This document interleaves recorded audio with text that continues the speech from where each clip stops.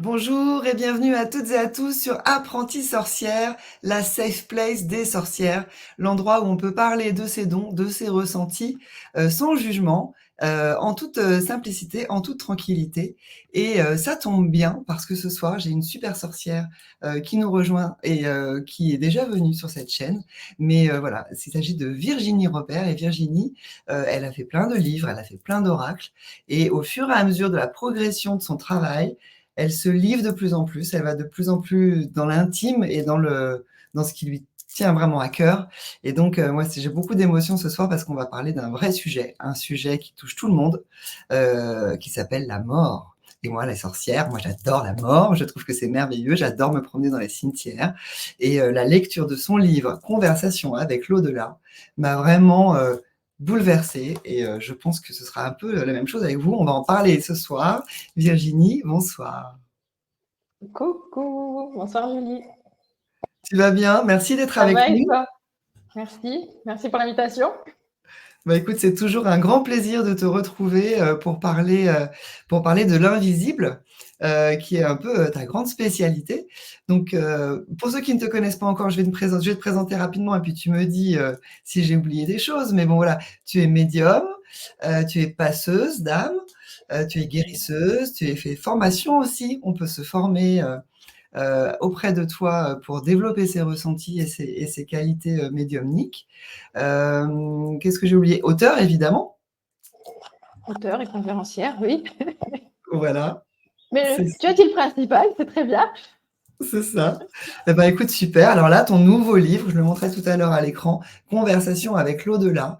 Là, je trouve que tu passes à un niveau, aussi bien au niveau de la qualité de la plume, qui a toujours été très, très précise et intéressante, mais là, je trouve que ça va encore plus loin. Je sais pas si tu le ressens, mais en tout cas, moi, je l'ai avalé, hein. Je l'ai lu en 1 heure. Je pouvais plus le lâcher. C'est Les retours que absolument, j'ai, il se lit vite. c'est vrai, hein. Il se lit très vite, un peu trop vite parce qu'on aimerait bien, enfin, faut le relire après, parce qu'il y a plein de choses, j'imagine, sur lesquelles, voilà, il faut revenir.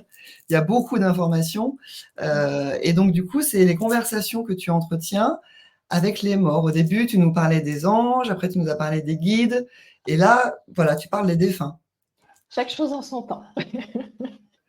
Là, oui, dans ce bouquin, c'est vraiment.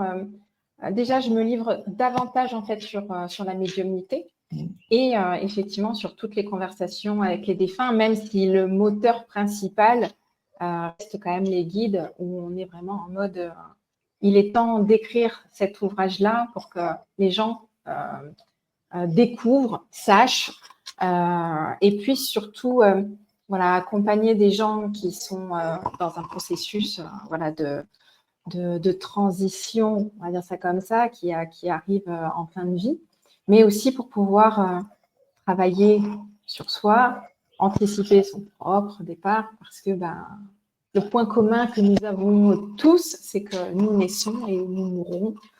Ça, c'est une certitude. Donc la mort fait partie intégrante quelque part de notre vie. Et puis on connaît tous des deuils, hein.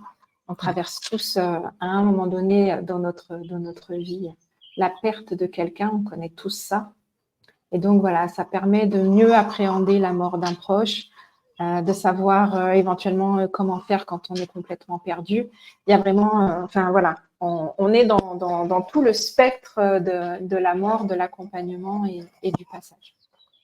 Et tu as très bien choisi ce mot de spectre parce que il y a aussi des histoires un peu de fantômes. Enfin, euh, est-ce qu'on peut les appeler comme ça? Je ne sais pas. En tout cas, des défunts. Les Dans défunts, ton oui, livre, vas-y. c'est l'âme des défunts, oui, plutôt que des fantômes. Voilà, c'est ça.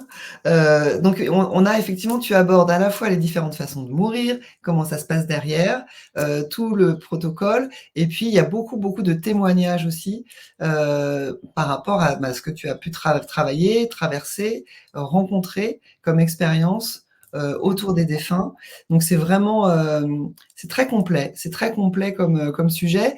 Et alors, est-ce qu'on rentre directement dans le sujet Bon, non, on va partir sur les funérailles. On va y aller crescendo, tranquillement, parce que voilà, il y a quand même des choses un peu creepy. Et on va peut-être pas rentrer directement bille en tête, même si moi j'aime bien ça, mais voilà, on va y aller tranquillement. Dans le livre, tu nous expliques que les décédés, les personnes défuntes, assistent à leurs funérailles. Parce que l'âme est encore là, elle est en transition. Alors, on part du principe que donc il y a une vie après la mort. C'est quand même la base. On peut le redire. La mort existe puisqu'on fait tous ce passage quelque part le jour où, comment dire, c'est notre âme quitte notre corps physique, notre enveloppe physique, elle meurt, mais techniquement, notre âme, elle continue de vivre de l'autre côté du voile, de ce qu'on ne voit pas. Donc ça, c'est quand Mais même oui, une très bonne nouvelle. oui, Ou pas? je trouve aussi. Ah, Je trouve que c'est une bonne nouvelle dans le sens où ça, ça peut soulager énormément de personnes. Il y en a pour d'autres, ce sera un peu plus stressant. Mais quelque part, de se dire qu'il y a une continuité, qu'on va retrouver toutes les personnes qu'on a aimées sur cette planète, je trouve ça aussi réjouissant, bah oui, quelque part. je suis bien Mais d'accord. oui, les défunts assistent à leur funérailles. Et en fait, ce qui m'a été expliqué, donc ce que je transmets dans le bouquin, c'est justement cette notion au moment où ils font ce passage, il n'y a plus de filtre. En tant qu'être humain, un bon être humain sur cette planète, où on peut se raconter les histoires qu'on veut, Porter des masques. angeliser les histoires, porter plein de masques, etc. Là, il n'y a plus rien du tout. C'est vraiment sans filtre. Et donc, tout nous apparaît comme vérité à ce moment-là. Et donc, pour raconter certaines anecdotes dans le livre, effectivement, plus de filtre. Donc, le défunt, enfin, du moins l'âme du défunt, sait quand quelqu'un pleure réellement la disparition ou fait semblant. Voilà. Donc, c'est Ça fait des larmes de partie des petites crocodile. choses. Voilà. Donc, tout ça fait partie du package quand on passe de l'autre côté. Bien souvent, il y a un espèce de délai de 3 jours. Mais si les funérailles se font pas dans les 3 jours, parce que aujourd'hui, c'est quand même un peu plus long que ça, il y a du monde, visiblement, que ce soit dans les crématoriums ou autres. On est plus sur une semaine aujourd'hui que sur 3 jours comme il y avait auparavant, quoi. Mais ils sont là pour les funérailles. Oui. Ils sont encore là pour les funérailles. Et du coup, est-ce que le fait de mettre des fleurs au cimetière, de s'habiller en noir, tu vois, je porte du noir ce soir, est-ce qu'il y a des choses qui leur plaisent particulièrement ou est-ce que c'est des conventions sociales sorties de nulle part que de porter du noir pour le deuil, que d'apporter des fleurs qu'est-ce que tu peux nous dire là-dessus? Tout ça, c'est pas sorti de nulle part. Ça fait partie de notre histoire, de la culture, etc. Mais techniquement, quand ils sont de l'autre côté, ce qu'il en ressort, c'est ne soyez pas tristes en fait, parce que quelque part, eux, ils sont, on va pas dire qu'ils sont en joie non plus, mais il y a tout un processus qui est à faire de l'autre côté. Mais très clairement, les premiers messages qu'on peut recevoir quand on en a très rapidement, c'est ne pleure plus, je suis là, je suis autour de toi, tout va bien, tout va même mieux. Les corps vont mieux aussi. Donc, il y a plus cette notion de tristesse. En fait, nous, on est triste parce que quelqu'un nous manque, quelqu'un qu'on aimait très fortement. Et en fait, c'est tout ce manque qui va qu'il va falloir qu'on traverse, en fait. Il faut réapprendre la vie sans ces personnes-là. Et c'est ça qui est le plus compliqué en tant qu'être humain. Mais de l'autre côté, eux, ils ne veulent pas qu'on pleure, ils ne veulent pas qu'on soit triste. Une femme qui va perdre son mari, le mari va lui dire mais tu peux refaire ta vie. La femme, pour elle, c'est inconcevable d'entendre ça à l'instant T et c'est normal. Mais voilà, ils sont pas en train de nous dire je suis très heureux que tu me pleures, je suis très heureux qu'elle ne refasse pas sa vie. Absolument pas. On n'entend jamais ce genre de message, quoi. Ouais, c'est amusant. Après, moi j'ai remarqué qu'il y a aussi des gens qui pleurent dans les cimetières sur leur propre finitude, c'est-à-dire de se dire oh là là, la cousine elle est partie, je suis la prochaine sur la liste, j'ai pas envie. Il y a aussi cette dynamique-là parfois dans le rapport à la mort, ça nous vient nous confronter à notre propre Bah, finitude. ça vient justement nous ramener à ce truc de, au final, moi aussi, je peux mourir, quoi. C'est ça. Parce que techniquement, ce passage-là, on le fera tous. Et c'est ça qui est intéressant dans le livre, c'est tout le travail qu'on peut déjà faire sur soi pour justement partir dans les bonnes conditions. Parce que là encore, un point commun que nous avons tous, c'est qu'on ne connaît pas la date de notre départ. Ouais. Donc, on peut très bien vivre les 5 minutes qui arrivent, comme encore 10 ans, comme on n'a aucune idée de ça. Et donc, justement, de pouvoir faire une petite introspection et de pouvoir travailler sur soi, d'être davantage dans le cœur, etc., c'est des choses qui sont primordiales. Essentiel de faire la paix avec la mort, de la regarder en face. Alors quand même un peu de contexte. Aujourd'hui, la mort, elle est taboue. On met les cimetières à l'extérieur des villes, juste à côté des EHPAD d'ailleurs. On veut pas en entendre parler. Quand quelqu'un perd un proche, il le perd comme s'il allait le retrouver un jour. Enfin voilà, il y a quelque chose de cette. Même le vocabulaire, voilà, est très très anecdotique. On n'ose pas rentrer vraiment dans le sujet. Les enfants parlent très naturellement de la mort. Pour eux, c'est normal. Voilà. Les adultes, ça devient beaucoup plus compliqué parce que on est dans une société matérialiste où seule la matière existe et est tangible parce qu'on peut la tordre, voilà, on peut l'étudier au microscope. Et donc, mourir, c'est un aveu de faiblesse, d'échec de la médecine. On n'a pas réussi à soigner une personne. C'est un problème en fait. Il y a quelque chose de cet ordre-là. Qu'est-ce qui s'est passé? Pourquoi il est mort? On ne dit pas, bah, il est mort parce qu'il est mort. En fait, c'était son temps et puis voilà. Non, non. S'il y a quelqu'un qui est mort, qui meurt, c'est parce qu'il s'est passé quelque chose.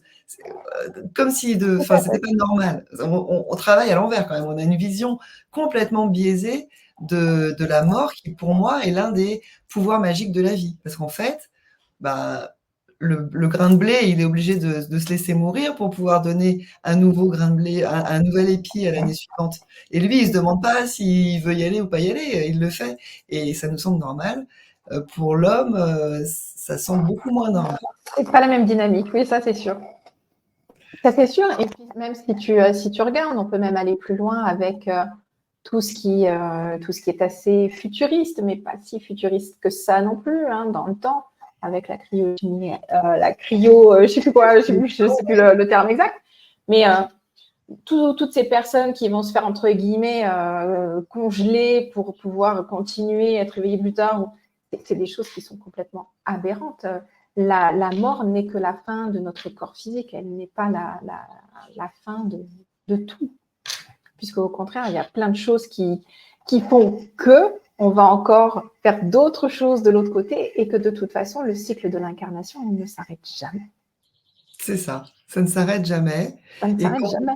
Même pour les personnes qui disent « Non, mais moi, c'est bon, j'ai assez donné, je ne veux plus revenir, je ne reviendrai plus. » Pas forcément le choix. Alors, d'ailleurs, tu parles de cette image de l'ascenseur. Alors peut-être, voilà, on va peut-être passer de l'autre côté de la mort. Enfin, quand même, dans ton livre, tu parles des différentes façons de mourir. On va quand même s'arrêter une seconde dessus, parce qu'il y en a une que tu aimes beaucoup. Enfin, que tu aimes beaucoup. C'est pas que tu l'aimes beaucoup. C'est que Vas-y, dis-moi, je suis curieuse. Non, mais ça s'est présenté régulièrement dans ton parcours. En fait, toi, tu accompagnes aussi donc les défunts qui viennent dans ton travail de médium et de passeuse d'âme.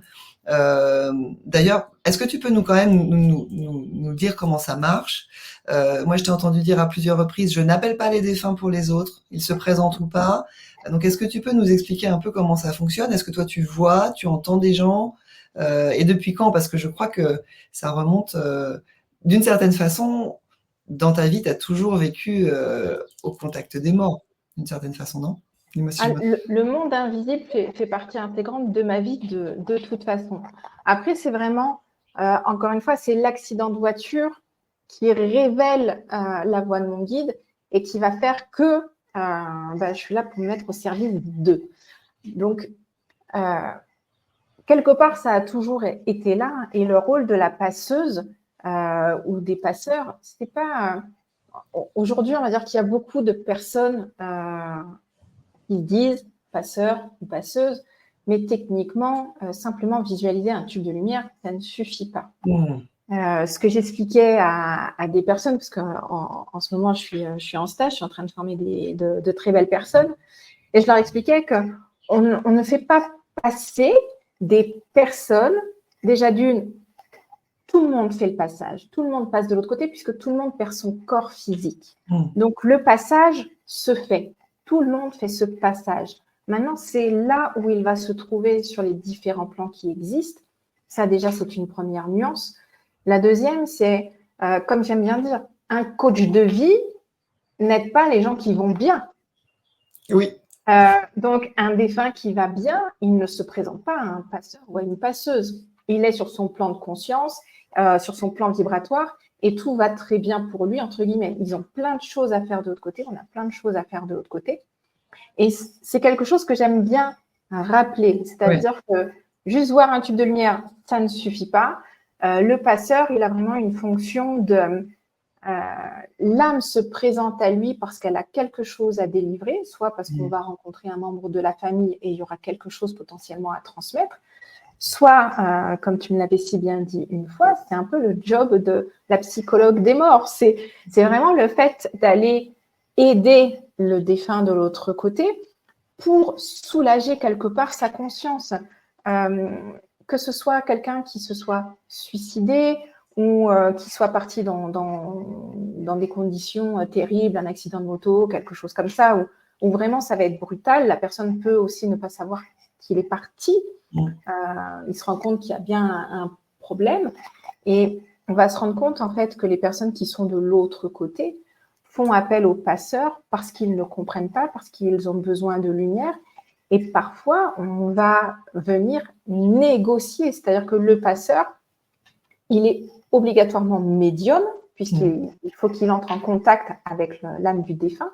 Mais derrière, on peut aider des âmes qui sont de l'autre côté en l'espace de 10 minutes, une demi-heure, parce qu'il y a déjà des choses qui sont déjà posées dans sa conscience, on va dire ça comme ça. Et on a juste à éclairer son chemin, à lui autoriser à voir son guide, à l'autoriser à voir la lumière ou à voir ses propres défunts, etc. La plupart, ils ne voient pas la lumière, ils ne voient pas leur guide, parce qu'ils ne se sentent, et ils ne se pensent pas être dignes de la lumière, parce qu'ils se sentent coupables de certaines choses, parce qu'ils ont des regrets hyper importants. Et ça va être assez simple avec ces âmes-là. Maintenant, il y a des âmes pour qui ça va être beaucoup plus compliqué. Par exemple, quelqu'un qui s'est suicidé et qui est vraiment heureux, on va dire, de l'acte qu'il a fait et de tout ce que ça va engendrer derrière. Cette personne-là, il va falloir entamer quelque part une négociation. Il va falloir discuter pendant un bon moment. Ces âmes-là, on ne les fait pas passer en visualisant un tube de lumière et c'est bon, ça passe. Absolument pas. Il y a vraiment plein de choses à prendre en compte quand on est passeur. Et le passeur, il communique, soit il voit, soit il entend, soit les deux, soit l'un ou l'autre, ça dépend des personnes. Mais le but premier, c'est la communication et la négociation. On négocie. C'est ça. Coach de mort. Il y a les coachs de vie et toi, tu es coach de mort. J'aime bien le psychologue des morts, ça m'avait beaucoup amusé. Ben ouais, mais c'est vrai que c'est. Mais c'est ça, si tu veux. Donc, c'est vraiment cette notion de s'ils vont bien, ils viennent pas. C'est ça. Ils viennent pas. Maintenant, ils peuvent venir parce qu'on va être avec un membre de leur famille et qu'ils veulent qu'on les rassure ou qu'ils veulent simplement transmettre un message. Oui, mais ces personnes-là, on ne les fait pas passer dans quoi que ce soit. Ils y sont déjà. Ils sont sur leur plan de conscience. Ils sont sur leur plan vibratoire. C'est ça. Donc, depuis leur niveau vibratoire, ils peuvent descendre pour transmettre un message ou réconforter une personne, mais sinon, ils repartent là où ils sont, quoi. Là où ils sont, là où ils doivent être, exactement. Là où ils doivent être. Maintenant, ils vont descendre, eux, en vibration pour être dans nos vibrations à nous. Mais nous, il faut qu'on fasse un petit effort de monter en vibration pour pouvoir établir une bonne communication. C'est ça. Et alors, les gens qui perdent quelqu'un, quelqu'un qui meurt, tu sais, il y a des gens qui voient des oiseaux, des papillons. ou alors ils ont l'impression d'entendre des choses. C'est pas des affabulateurs, on est d'accord? Il s'agit bien de petits messages de leurs défunts Ah oui, mais les défunts comme les guides, ils adorent les signes. Bien souvent, ce qui va ressortir chez les défunts, ça va être les papillons. Mm. Les papillons, ça, c'est quasiment tout le monde. Il va y avoir les oiseaux. On peut avoir aussi des choses qui sont en forme de cœur, un Oui, peu partout. Tu vois, les guides, on va plus être avec des plumes, avec des choses comme ça. Mais les défunts, ils adorent envoyer des signes. Mais le signe, il vient parce qu'on a une pensée pour eux à ce moment-là, en mode si tu vas bien, si tout va bien pour toi, si tu es encore là quelque part, envoie-moi un signe. Et bien souvent, on va voir quelque chose, mais qui va nous parler à nous. C'est-à-dire que si on voit là toutes les deux un papillon, mais il n'y a que moi qui ai fait une demande avant, le signe, il va me prendre aux tripes. Toi, tu vas me dire, ouais, c'est juste un papillon, bah quoi. Il n'y a voilà, pas de quoi s'extasier non plus. Mais la personne sait quand c'est un signe. On le ressent à l'intérieur. C'est viscéral, quoi. Il y a c'est un ça. truc qui se passe à l'intérieur de nous. On sait que c'est un signe.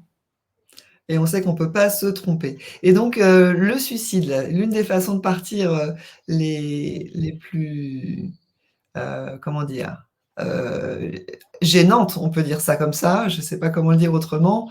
En tout cas, tu parles que c'est une rupture de contrat. Quand on décide de mettre fin à ses jours, on rompt un contrat. Donc, ça veut dire que dans les missions de vie, il peut jamais y avoir le suicide d'inscrit dans les missions de vie. Ça peut, mais s'il y a cette rupture de contrat qui est faite, c'est qu'elle doit servir l'entourage. Et bien souvent, on va se rendre compte de quoi? Si on a des ados qui mettent fin à leur jour, etc., les parents vont traverser toutes les étapes de leur deuil, etc. Et à un moment donné, ils vont réussir à se reconstruire et de ça va naître des associations, des choses comme ça. Oui. Ils vont en faire quelque chose. Donc là, on sait que quelque part, entre guillemets, on peut dire ça comme ça a servi. Ça a servi à une noble cause pour que justement ces gens qui vont ouvrir une association ils puissent aider d'autres parents dans leur processus de deuil, etc., etc. Mais néanmoins, on est tous à une date bien précise et on a une date de fin bien précise aussi. On a toujours le libre arbitre. C'est ça. Le passage à l'acte. Donc, du coup, c'est Voilà. les suicidés qui viennent particulièrement te voir. Il y a une adresse sur ta boîte aux lettres. Mort par suicide, bonjour. Non, du tout, mais il est vrai que c'est la majorité, on va dire, des personnes qui viennent à moi. Pourquoi? La plupart du temps, c'est pour expliquer leurs gestes, Mm. pour soulager leur conscience, encore une fois, ou parce que justement, il y a eu un certain cheminement et ils ont besoin d'aide pour voir la lumière, pour voir leur guide, etc., etc. Et suivant la personne, comment elle s'est suicidée, l'intention qu'elle avait, etc., etc., encore une fois, on en revient à ce que je disais tout à l'heure, ça peut aller très, très vite, comme ça peut prendre plusieurs semaines, quoi. C'est ça. Et donc, le guide, il est toujours là quand on meurt. Il est toujours là quand on meurt, même pour des personnes qui vont mettre fin à leur jour, dès qu'ils vont passer, le guide est là. C'est simplement que la personne ne s'autorise pas à voir son guide. D'accord. On part toujours du principe que je sais que j'ai fait quelque chose de pas bien, donc je suis pas digne, en fait. Je suis pas digne de voir la lumière, je suis pas digne de voir mon guide. Non, il faut d'abord que, voilà, je travaille sur moi, que je prenne plein de choses, connaissance de plein de choses pour m'autoriser éventuellement. Et peut ça, prendre c'est du du temps. coup le cheminement que tu fais Ouais. dans tes échanges avec les défunts. Alors, ces échanges avec les défunts, quand ils se présentent à toi, il peut y avoir des sensations kinesthésiques. On parle de froid dans les séries, voilà, on imagine des courants d'air froid. C'est quelque chose de vrai ou est-ce que le froid est le signal d'une présence pas forcément très agréable, alors qu'on peut Le, être enveloppé par une présence plus agréable? le froid est généralement réservé aux défunts. Parce D'accord. que justement, il y a plus la chaleur des corps. En fait, c'est notre corps physique qui fait qu'il y a de la chaleur qui se dégage. D'accord. Et une fois qu'on est de l'autre côté, non, bien souvent, ça va vraiment être plus frisson, voilà, un petit courant d'air. Effectivement, on va avoir froid. Le côté chaud est réservé aux guides et aux autres de ce côté-là. D'accord, du point de vue de la température. Et voilà, ça donne un indice, c'est-à-dire que quand on se met à penser à quelque chose ou à quelqu'un et que d'un seul coup on est envahi par une immense chaleur, c'est notre guide à ce moment-là qui vient nous envelopper, c'est vraiment le guide qui va entrer en interaction avec nous. Maintenant, si on vient à penser, je ne sais pas, à notre papa qui est décédé, etc., on va sentir un froid, mais on va sentir quand même tout cet amour, etc. Mais vraiment, le ressenti n'est pas du tout le même. D'accord, le ressenti est différent et on peut se faire confiance. Comme tu le dis, ça vient des tripes.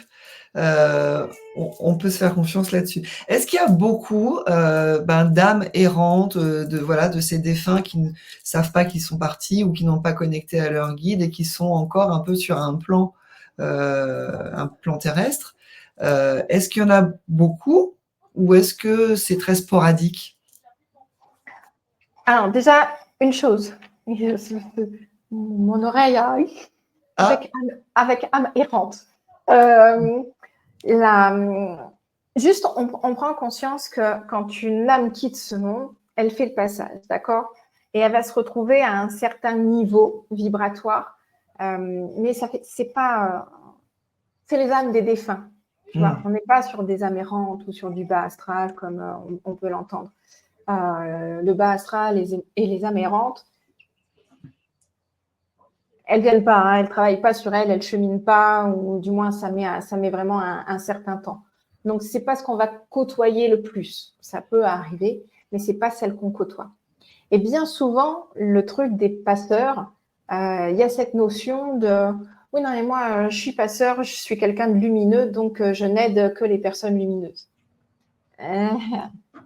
Voilà, c'est pas du tout ça. non. Encore une fois, le coach de vie, hein, voilà, il n'aide pas les gens qui vont bien, il aide les gens en souffrance, il aide les gens dans la douleur.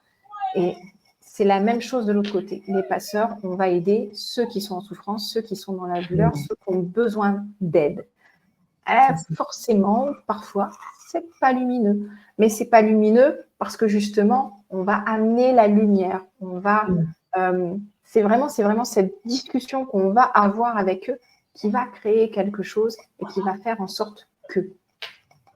Donc, amérante, bas astral, etc. On est encore sur un autre niveau vibratoire qui fait que. Du coup, je sais plus, j'ai perdu le fil de. On est un peu. Ma question, c'était est-ce qu'il y a beaucoup de monde comme ça dans l'invisible qui sont des défunts et qui cherchent le chemin? Alors oui, techniquement, ça fait partie de l'écriture de ce livre, de faire en sorte qu'il y ait plus grand monde, si on peut dire ça comme ça, qui se retrouve justement dans ce fameux sas, puisque c'est comme ça que le nomment les guides et les défunts qui viennent à moi. C'est vraiment cette notion de sas. On est dans un sas, on est dans un endroit où des choses se répètent, où voilà, il y a plein de choses et où ils veulent en sortir parce qu'ils ont compris certaines choses. Donc, on va les aider à sortir du sas. Et énormément de monde se trouve dans ce sas-là depuis le Covid. Ah, depuis le Covid? Fait, oui, le livre a commencé vraiment à cette étape-là en 2019, très concrètement, à se mettre en place pour parler de tout ça, parce que les guides m'expliquaient que justement, ce fameux sas était pas plein, parce que bon, il y a quand même de l'espace, mais il y avait quand même trop de monde dedans. On a connu la période du Covid. Dans le Covid, il y a eu quoi? Il y a eu énormément de morts. Hein. Ça n'a pas été qu'en France, ça a été mondial, donc beaucoup, beaucoup de monde. Mais il y a aussi cette notion de les corps n'ont pas été respectés. Oui. Hein. Combien de personnes qui se trouvaient en EHPAD ou peu importe où ils se trouvaient n'ont pas pu dire au revoir à leurs proches. C'est vrai. Étaient coupables de certaines choses, avaient des regrets, des remords, etc. Avaient une peur folle de la mort. Et il y a eu des tonnes et des tonnes de personnes qui sont décédées. Et avec ça, une énorme peur tout autour dans l'égrégore quand même Bien sûr. qu'on a créé par rapport à ce Covid. Mm. Et donc, il y a énormément de monde qui se sont retrouvés dans le sas. Et le but vraiment du livre, enfin, du moins, c'était un des buts du livre, c'est de faire comprendre aux gens que si on commençait déjà à quelque part accueillir la mort, ou ne serait-ce que d'en parler, parce qu'effectivement, c'est vraiment un sujet tabou dans notre société, mais parler de la mort ne va pas nous faire mourir plus vite, plus tôt. Ben non, c'est ça. C'est pas parce qu'on en parle qu'on attire à Ça soi file au des choses. l'œil. Ouais, De toute façon, on a une date. Hein. C'est comme un produit qu'on mange, il a une date de péremption. On a une date de péremption aussi. Hein. bien sûr, On peut en parler, on ne la fera pas changer, cette date. c'est Par clair. contre, on peut faire en sorte que si elle arrive, puisqu'on ne sait pas quand, mais quand elle va arriver, qu'on soit prêt avec ça et qu'on soit surtout en ordre, j'ai envie de dire, en ordre Oui. avec ça, OK avec ça. Et pour ça, il faut déjà commencer par soulager un peu sa conscience tant qu'on est vivant. C'est Sinon, on ça. le fera après. Voilà. Et c'est Donc, peut-être il y a du moins. monde dans ce sas. Voilà, il y a du monde dans ce sas. Et alors, ce sas, c'est l'un des 8 étages. Tu parles d'un ascenseur. Alors, j'aimerais bien. Est-ce que le sas en question, c'est le tunnel, la lumière au bout du tunnel, ou c'est encore autre chose? Alors, non, le tunnel et la lumière au bout du tunnel, c'est ce qui nous amène justement de l'autre Dans le côté. sas. C'est le passage, en fait. D'accord. Et le tunnel, c'est le passage. Ok. C'est comme ça qu'il est représenté. Et après, au bout du passage, on arrive à un étage, un des 8 étages que Un des que 8 tu décris dans étages, ton livre. oui. Après, donc, les guides sont partis du principe, comme des fois j'ai besoin de beaucoup d'explications, n'est-ce pas? Donc, ils prennent une image, et donc l'image qu'ils avaient trouvée, c'est vraiment celle de l'ascenseur, voilà, avec les différents étages. Sauf que c'est pas toi qui vas choisir le bouton de l'étage que tu veux. Tu vas aller là où tu dois directement aller. Donc, le sas, on va dire entre guillemets, c'est le rez-de-chaussée, quoi. Enfin, voilà, c'est entre le rez-de-chaussée et le premier étage. Des fois, on a des demi-niveaux comme ça, des D'accord. demi-étages dans certains immeubles. Et c'est un peu ce pas-là, en fait. C'est l'entre-deux, si tu veux. C'est entre la vibration de la Terre et... Voilà. Et donc, dans ce palier-là, on va retrouver justement les personnes qui ont mis fin à leur jour, les personnes qui ne savent pas qu'elles sont décédées. C'est...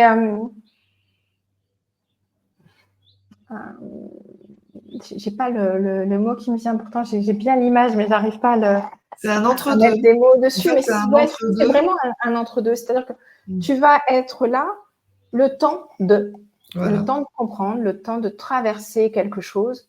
Les personnes qui vont partir d'une longue maladie, etc., vont se retrouver sur le plan de la régénération, puisque là, les corps, mais la personne a été extrêmement fatiguée, que ce soit par des chimios, des traitements très lourds, des choses comme ça. La personne s'est vue mourir. Ouais. Donc, elle va aller directement là où elle doit aller. Les personnes qui ne vont pas se voir mourir vont aller sur ce fameux sas pour qu'on les aide.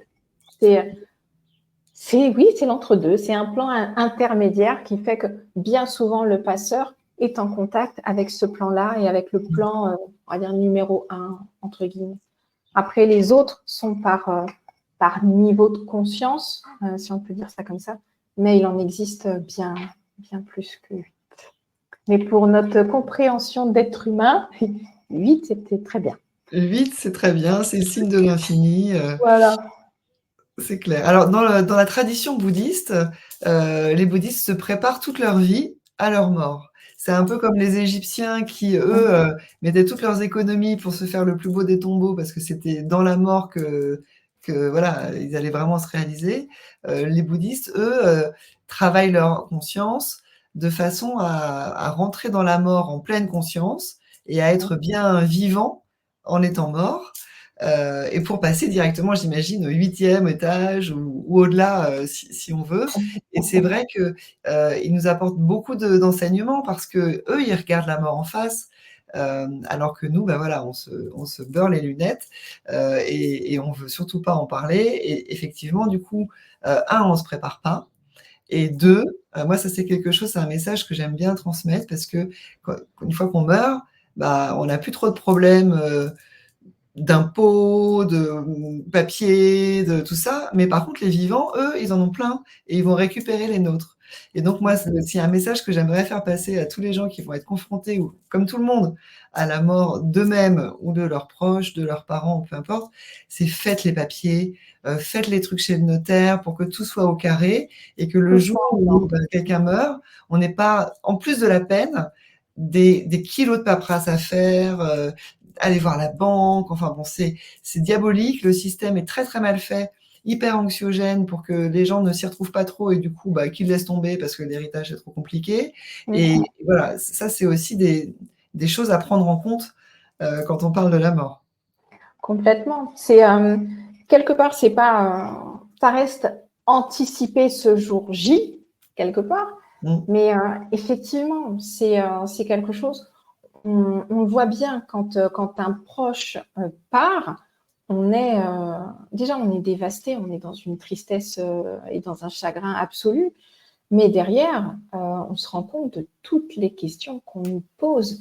Et à un moment donné, juste prendre conscience que d'avoir simplement cette conversation avec ses proches, de Mmh. dire le jour où je partirai, j'aimerais telle musique, j'aimerais être habillée de telle façon. Mmh. Ce sont des choses qui sont basiques, Oui, mais qui techniquement, une fois que la personne n'est plus là, on nous la pose cette question. Oui, mais elle voulait être comment? Elle voulait être habillée comment? Qu'est-ce qu'elle voulait comme musique? Mais j'en sais rien, mais j'en sais rien. Et donc, en plus de traverser déjà nos propres émotions, d'être confronté à ce deuil, d'être traversé par nos émotions, etc. En plus, on doit réfléchir à des choses dont on n'avait jamais parlé auparavant avec nos proches. Et mmh. on va se retrouver en fait encore plus démunis. Et on voit bien les premières questions que nous posent les gens quand ils perdent quelqu'un de proche, c'est est-ce qu'il était content de ses funérailles? Et c'est assez drôle quand on sait qu'en plus, le défunt assiste à ses Bien sûr. funérailles. Donc, ça, c'est quand même une des questions qui ressort le plus souvent. Est-ce qu'il était content de ses funérailles? Est-ce qu'il était content de ce qu'on a fait pour lui? Il y a un besoin d'être confirmé dans ce qui a été fait euh, pour que ça crée un apaisement et un soulagement super important. Et donc, dans le livre, j'amène aussi tout ce questionnaire-là. Mmh. Et encore une fois, un dimanche midi, un bon repas de famille. Bon, est-ce qu'on peut parler sérieusement 30 secondes? J'aimerais vous parler de certaines choses et de pouvoir y réfléchir. Encore une fois, ça ne nous fera pas mourir plus tôt, Bah, mais non. c'est surtout d'accueillir cette conversation parce que bien souvent, dans les familles, il se passe quoi? Oui, mais j'aimerais bien qu'on parle un petit peu de ce que je voudrais pour maman. Oh, mais on ne va pas parler de ça, de toute façon, tu ne vas pas mourir maintenant, etc. Et en fait, on remet tout à plus tard. Ouais. Et quelque part, le jour J, on est confronté à toutes ces questions et quelque part, ça nous empêche à un endroit d'être pleinement dans notre tristesse, d'être pleinement dans notre chagrin et de commencer notre processus de deuil, quoi. De deuil, ouais. Non, mais c'est sûr, c'est vraiment des sujets, pour le coup, dans cette société matérialiste, qu'on pourrait prendre un peu plus à bras le corps, et à traiter de son vivant. C'est hyper important. Ça permet, ben, de respecter les gens qui restent. Ouais, il faut le traiter de son vivant, hein. De toute façon, une fois qu'on est parti, on est parti, hein. Donc, la question ne se posera plus. Mmh, Et quelque part, je trouve que ça va encore, si tu veux, au-delà de ça. C'est-à-dire que ben, le jour où moi je pars, mon mari sait exactement ce que je veux. ouais, Et quelque part, ça va lui enlever un poids, mais immense ce bien sûr. jour-là, de se dire, oh, mais on n'en avait jamais parlé, je ne sais pas du tout ce qu'elle aurait aimé, etc., etc. Donc le fait d'en parler, ça vient soulager nos proches aussi le jour J et ça leur enlève un poids, mais Bien sûr. vraiment super important au niveau du cœur, quoi. C'est un acte d'amour, et Quelque part, oui, c'est vraiment un acte d'amour et bienveillant envers nos proches qui, de toute façon, seront confrontés à notre départ à un moment donné. bien Donc, sûr.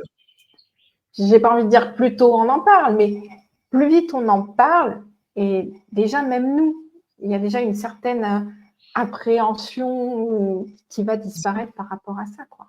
Bah, c'est clair. Alors, autre petit sujet, bien sympa, c'est la façon du coup non mais c'est la soirée, moi j'aime beaucoup. La façon dont on va, et ben, rendre son corps de matière, au monde, l'enterrement, la crémation, il y a des gens qui veulent même pas être dans une urne quelque part, qui veulent être dispersés aux 4 vents et qu'il y ait plus aucune trace de leur passage sur la terre. Est-ce qu'une fois qu'on est passé de l'autre côté, on peut regretter ce genre de choix ou au contraire, tout est juste et il n'y a pas besoin d'avoir, un endroit où on va pouvoir, Alors techniquement, on ne regrette pas, mais on peut trouver que les idées qu'on avait étaient très originales. Voilà. Parce que de l'autre côté, ils comprennent bien qu'en fait, ce ne sont que des cendres, ce n'est qu'un cercueil qui est vide, puisqu'il n'y a plus que le corps physique c'est à ça? l'intérieur. Les cimetières sont remplis de cercueils vides. Enfin, il n'y a plus personne. Combien de personnes vont déposer des fleurs, etc., pour continuer à garder le lien Mmh. et, que ça leur fasse du bien et que ce soit OK. Mais techniquement, qu'on aille sur la tombe de quelqu'un ou qu'on crée un petit hôtel chez soi, qu'on mette des fleurs, ou simplement que tous les jours, on ait une pensée d'amour Une bougie, on m'a dit que les les les amplement les morts suffisante. aimaient bien les bougies. Oui. Les bougies blanches, oui. Les bougies Les blanches? bougies blanches, parce que justement, la bougie fait partie des rituels et quand un défunt part, on peut allumer pendant plusieurs jours une bougie pour l'aider à voir la lumière. Ça fait partie des rituels qui existaient avant. Et qu'il Comme faudrait la remettre veillée, comme tout ça, c'est des choses aujourd'hui qu'on ne fait quasiment plus. ah oui, oui. Ah bah oui, La puisqu'on ne veut pas personne est voir la morte, mort. il faut vite se débarrasser du corps, il faut vite ceci, il faut vite cela. Alors Mmh que l'âme, elle a aussi un certain processus à respecter. Et mh. déjà, les fameux 3 jours, qui Mmh. aujourd'hui sont déjà un peu plus longs pour certains parce qu'ils assistent à leurs funérailles, etc. Mais il y a tout un processus pour l'âme de l'autre côté, pour se détacher complètement alors, des différents corps subtils que l'on a, mais aussi de nos émotions terrestres. Il y a vraiment tout un cheminement qui se fait de l'autre côté. Mmh. Pour, Et j'aurais envie de dire, pour être pleinement âme, tu vois, c'est ça, pour être complètement détaché de son état, de terrestre la et terre matériel. et de la terre. Ouais. Ouais, ouais. Ah mais c'est hyper intéressant et c'est vrai que tu en parles tellement bien dans le livre. Il y a tous les détails, de ce qui se passe et de comment ça se passe et moi enfin, ça m'a pas donné envie de mourir, mais ça m'a vraiment rassurée parce que je non mais c'est vrai, il y a tellement de peurs qu'on peut avoir, par rapport à ça et en fait, voilà, c'est alors il y a du taf en plus derrière. Moi, c'est ça que j'aime bien aussi, c'est que voilà, tu dis que voilà, il se passe pas rien, c'est pas cuicui des petits oiseaux, il y a des missions, il y a aussi beaucoup de choses, à travailler, encore, et toujours pour, polir son âme et sa conscience. Est-ce que c'est encore de la conscience ou est-ce qu'on n'est plus dans le domaine de la conscience et que c'est juste de l'âme? Bah, il y a quand même enfin, c'est pas une phrase, mais en son âme et conscience, voilà, il y a âme Mmh. et conscience. Mmh. Pour moi, il y a quand même deux parts. L'âme a sa propre conscience. Ouais. Euh, et après, voilà, je n'en dirai pas plus. OK. Et alors quand on invoque nos défunts, est-ce qu'on les dérange? Est-ce qu'il faut pas le faire? Moi, par exemple, je vais te donner une toute petite anecdote, mais qui m'a vraiment beaucoup amusée. Je bricolais, je faisais du carrelage et mon grand-père, que je n'ai pas connu, faisait du carrelage.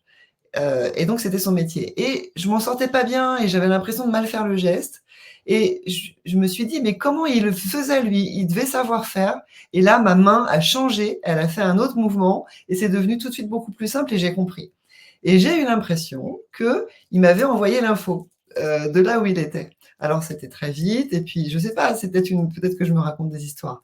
Mais est-ce qu'on peut comme ça, de temps en temps, même si on pense à eux et qu'on leur envoie de l'amour, est-ce qu'on peut leur demander un coup de main ou est-ce que vraiment ça les dérange, ils ont du taf et il faut, d'une certaine façon, les laisser tranquilles? De toute façon, partons du principe que s'ils sont occupés, parce qu'ils sont quand même occupés de l'autre côté, au mieux, c'est ton guide qui intervient. Donc, dans tous les cas, on est toujours accompagné. On peut leur demander de l'aide. Il n'y a vraiment pas de souci là-dessus. Et bien au contraire, tu vois, c'est une jolie anecdote, moi, je trouve. Et oui, à ce moment-là, soit il te transmet l'information, ou soit c'est lui qui accompagne ton geste. Et ça, c'est encore différent. Mais dans tous les cas, on peut leur demander de venir quand ça ne va pas. On peut les déranger. On a le droit. Et ils sont contents quand on les appelle. Maintenant, il y a les appeler et les appeler. Se rester accroché, les appeler toute la journée, quoi. Voilà, il y a les appeler en mode leur parler, je t'envoie beaucoup de lumière, je pense à toi, je te fais plein de gros bisous. Voilà, c'est des choses qu'on peut leur faire tous les jours. C'est leur envoyer de la lumière, de l'amour. Ils kiffent, hein. Donc là, petit papillon, petit truc de remerciement, ces choses-là, elles vont se manifester. Et derrière, demander un coup de main comme tu l'as fait ou d'une autre façon, ils vont faire passer le message. Il n'y a pas de souci. Maintenant, si on commence à plus être dans quelque chose, pourquoi tu es parti, pourquoi tu me fais vivre ça, ou on peut même être en colère en fait parce que l'autre nous a quittés, et ça va pas être la même chose. Et quelque part, nous, on va pas être dans de bonnes vibrations à ce moment-là. Et c'est pas qu'on retient le défunt, mais c'est qu'on va le maintenir dans une certaine vibration qui n'est pas bonne. Ouais. Et ne serait-ce que pour soi, ils ont besoin d'avancer de leur côté et nous, on a besoin de continuer à avancer ici. Bien sûr. Et c'est ce qui doit se faire. Donc, on peut garder, le but, c'est vraiment de garder un lien qui est sain avec notre défunt. Ça, un lien de cœur et d'amour et pas de dépendance. De l'amour, etc. On peut être dans le chagrin, ils l'entendent et c'est normal. Mais voilà, il faut faire attention aussi à tout ça. Pour soi et pour eux. Pour soi et pour eux. Un peu de recueillement, on allume une bougie, on leur envoie de la lumière. Et puis c'est surtout, en prenant connaissance de ton livre, on réalise bien que la mort n'existe pas. C'est de l'autre côté du voile, comme tu dis. Il y a une fin du physique, mais la conscience, l'âme, notre âme et conscience, elle continue son chemin. Et a priori, c'est plutôt sympa d'ailleurs. Moi, je te dis, ça m'a vraiment donné envie d'aller y voir et j'ai pas hâte d'y être, mais en tout cas, je trouve que c'est des informations qui sont précieuses à connaître pour. Rassurant en fait, c'est rassurant de savoir ce qui nous attend quelque part de l'autre côté. Ouais, c'est rassurant. Oui. C'est rassurant, c'est réconfortant. Tout à fait. Et c'est empreint de sincérité, de justesse. Alors, c'était guide, et puis c'est les contacts que tu as eus avec les morts qui t'ont donné toutes ces informations. Toi, ça fait combien de temps maintenant que tu parles avec les morts?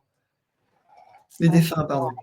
J'avais 20 ans quand j'ai commencé, hein, donc j'ai 24 ans.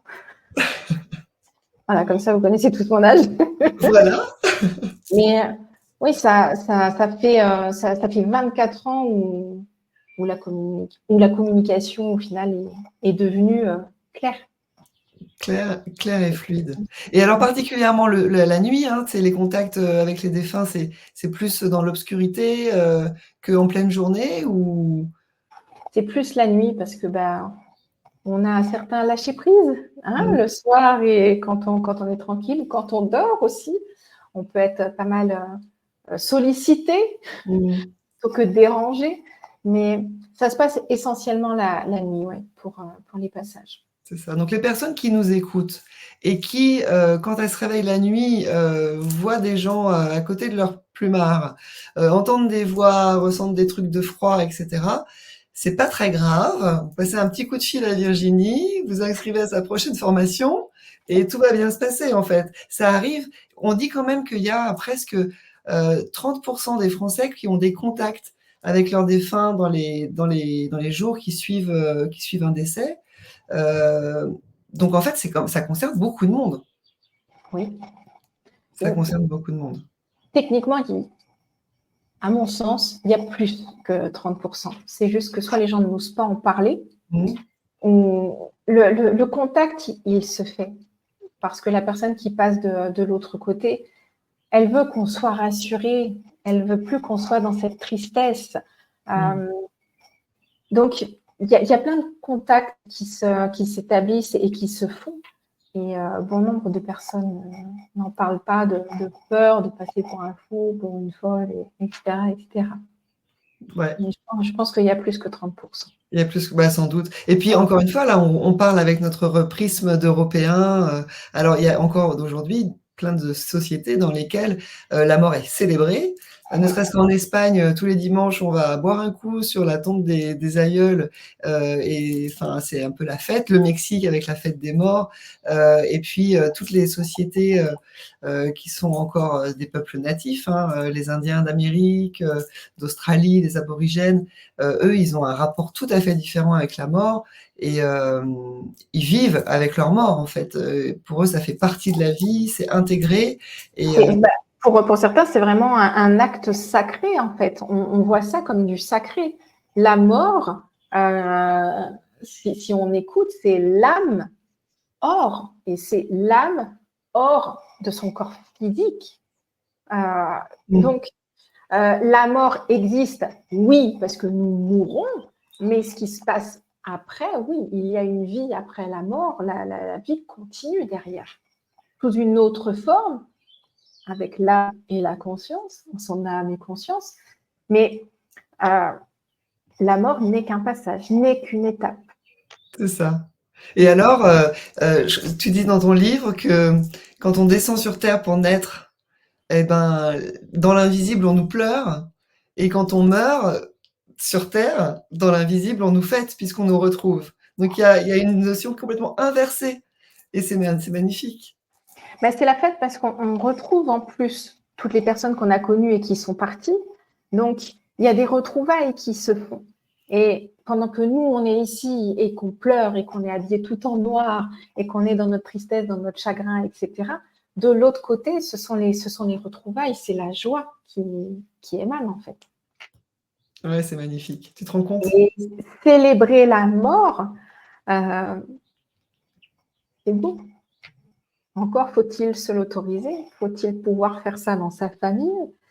C'est encore un vaste programme qui prendra plusieurs décennies, je pense. Ouais, c'est un vrai sujet. Alors moi, j'ai une copine que j'ai envie de citer ce soir parce que vraiment, elle fait un travail formidable. Elle s'appelle Sarah Dumont. Elle a créé un site qui s'appelle Happy End. Elle fait des apéros de la mort où les gens se retrouvent à l'apéro pour parler de leur mort, de la mort de leurs proches, de la mort qui va venir ou voilà, qui s'interrogent sur la question, donc qu'ils soient concernés ou pas.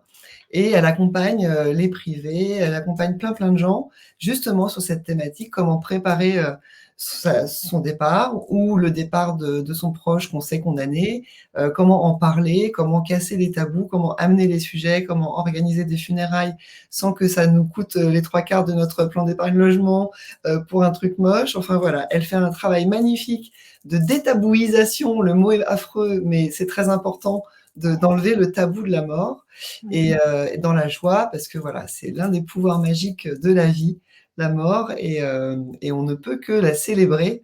Et voilà, moi je trouve ça, pour moi c'est le grand sujet, c'est vraiment le grand sujet de l'invisible. Quand on parle de l'invisible, alors oui, c'est super, savoir qu'on a des guides, qu'il y a des anges qui sont là pour nous aider, à nous emmener dans la meilleure version de nous-mêmes, voilà, pour réaliser vraiment des choses alignées dans le cœur. Mais savoir que il n'y a pas de mort et qu'en fait on va se retrouver plus tard, ça c'est quand même vachement rassurant, vachement sympa. Merci. Merci beaucoup pour ce livre, Virginie, c'est trop bien. Alors, traditionnellement, on va offrir un exemplaire de ton livre par tirage au sort à ceux qui, voilà, vous commentez le replay, et puis au prochain live, on fera un tirage au sort pour savoir qui remportera ton nouveau livre, Conversation avec l'au-delà, aux éditions Le Duc. Il y a écrit les conseils des défunts pour aborder le passage avec sérénité.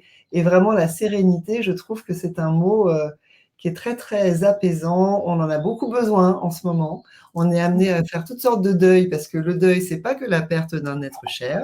Ça Tout peut à être fait. aussi pour un déménagement, ça peut être aussi pour un nouveau boulot ou pour un nouveau gouvernement. Enfin bref, on est tous amenés à faire des deuils et ça fait partie. Ça fait partie du cycle Ça fait et partie de la c'est très vie. inspirant. Trop Tout bien. à fait. Je remonte très rapidement tes autres. Alors, tu as fait plein, plein d'oracles. Alors, le dernier, on s'était vu il n'y a pas longtemps avec Sagesse Céleste. Il est vraiment superbe. Il y a des couleurs pétards dedans parce que c'est vraiment des messages, comme tu dis, un peu coup de pied aux fesses des guides. La Euh, petite et donc, lunette voilà, céleste. je voulais montrer un peu les couleurs. Regarde la beauté.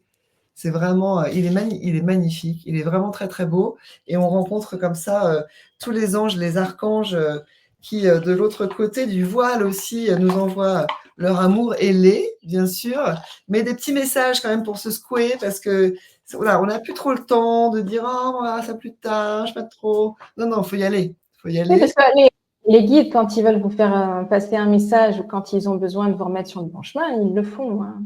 Ce ne sont pas que des conseils toujours doux, tout mignons, qui vous caressent dans le sens du poil. Hein. Non, non. Quand ils ont besoin de dire quelque chose et de remettre les idées en place, ils le font. Ils savent très bien le faire. Ils se gênent pas et toi, tu es là pour nous les transmettre et c'est trop bien. On a guérison de l'enfant intérieur. Il est très très beau aussi pour vraiment reconnecter à notre origine en fait, notre essence. Ça, c'est l'oracle divin de Gaïa pour connecter avec la Pachamama qu'on aime tellement et qui nous supporte depuis notre premier souffle jusqu'à notre dernier souffle. On est un peu ces bébés. Et là, l'oracle des mémoires familiales, hyper intéressant quand on sent qu'on a un nœud, qu'on ne sait pas trop pourquoi, il va tout de suite mettre le doigt dessus. Et ça, pour le coup, pour discuter en famille, en préambule de la discussion sur les funérailles, tout ça, c'est pas mal aussi. Hein. Je trouve que... Ça dépend. Hein. Suivant le sujet abordé, ça peut être C'est un ça. peu moins sympa. C'est ça, on ouvre un couvercle sur un gros chaudron, on ne sait pas trop ce qui va sortir. Et Okay. puis en pocket, se réaliser avec les anges, ça c'est ton best-seller qui sort en poche. Il est sorti là cette année. Donc vraiment, tout petit prix, 6,50 €. Il n'y a plus d'excuses pour pas le lire parce que ça vraiment, pour comprendre voilà, ce que les anges ont à nous dire et pour lire, moi ce que j'aime beaucoup dans tes canalisations, c'est que on lit les anges en direct. Donc ça fait du bien quand on lit, tu peux pas savoir. C'est vraiment, on est recouvert de plumes comme ça en duvet et on est dans un état vraiment hyper agréable à la lecture de ce livre. Celui-ci aussi, évidemment, mais c'est dans un autre registre, vraiment. C'est vraiment, là, c'est presque de l'enquête journalistique. Qu'est-ce qui se passe? On va où? À quel étage? Et les différents étapes. Tu as scanné toute la question de la mort et donc sans tabou, on apprend tout et c'est trop génial. Merci beaucoup pour ça. Avec grand plaisir. Entre autres, et avec pour tout le reste. Et puis pour ton temps ce soir, parce que je sais que j'ai pris du temps, du coup, sur ton travail de médium et de passeuse. Donc, merci infiniment de m'avoir accordé et de nous avoir accordé ce temps, Virginie. C'était super. On se revoit pour le prochain bouquin. J'imagine que tu continues à produire. Dans la conversation avec l'au-delà, il y a un tome 2, un tome 3.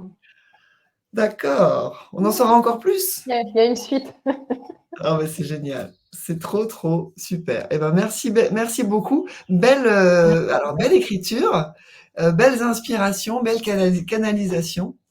Et puis, on se voit une prochaine fois alors. Avec grand plaisir. Salut. Salut, merci Virginie. Merci à toutes et à tous d'avoir suivi cet entretien avec Virginie Robert, la seule, l'unique, la grande, la belle. Vous avez vu, c'était vraiment hyper intéressant. Merci à tous ceux qui verront aussi le replay. Si vous avez passé un bon moment en notre compagnie, n'hésitez pas à vous abonner, à mettre des cœurs, des pouces en l'air, à cliquer sur la cloche pour être informé du prochain live. Mais surtout, je compte sur vous pour avoir un petit commentaire. Est-ce que ça vous a apporté? Est-ce que ça vous a permis de faire un peu la paix avec la mort? Est-ce que ça vous a rassuré sur le fait que la mort, ça n'est que l'âme qui est hors du corps et que derrière, il se passe encore plein de belles aventures qui nous attendent. En tout cas, moi, je suis absolument sûre et certaine qu'il ne nous arriver que du bien à la suite de cette incarnation. Il me reste à nouveau à vous remercier d'avoir été présent au rendez-vous. Je vous souhaite une très belle fin de journée et je vous dis à bientôt. Au revoir.